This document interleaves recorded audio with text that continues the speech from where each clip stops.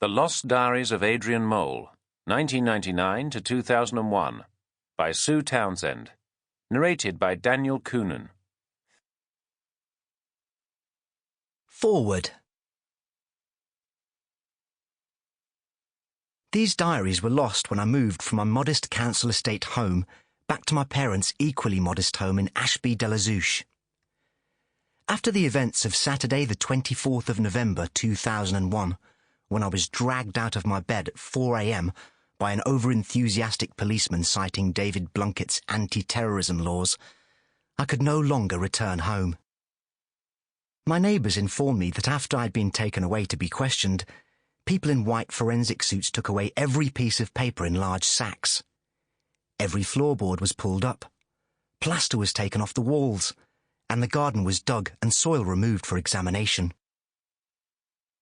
After my release, I asked for my 1999 to 2001 diaries, but was told that the police were hanging on to them should any charges be brought against me, Mohammed, and his brother Imran. Then, last week, I answered the door of the renovated pigsty where I now live to find a policeman holding my diaries, which were inside a transparent plastic bag.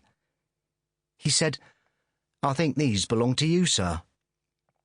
I examined them and said, not without a hint of sarcasm, "So, I'm no longer under suspicion, am I?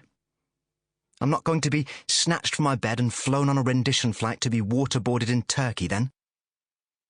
The policeman said, extremely sarcastically, "Oh, did we forget to tell you that you'd been cleared, sir? I do hope you haven't been tossing and turning in your bed at night, sir. We were closing the old police station down, and we found these in the evidence store." He handed the bag over to me. I said a curt "thank you" and closed the door on him. On rereading my diary entries, I am struck by the melancholy tone of the majority of them. I do not seem to be able to find lasting love, and my writing career remains but a dream. I am now living with my wife, Daisy, and my 4-year-old daughter, Gracie, in the aforementioned pigsty in a village called Mangold Parva in the Leicestershire countryside. I wish that I could relate that I have found happiness and contentment in my rural retreat, but alas, I cannot. But that is another story. I remain, dear reader, your most humble and obedient servant, Adrian Albert Mole. P.S. These diary entries have appeared in The Guardian previously, having been hijacked by a woman fraudster called Sue Townsend.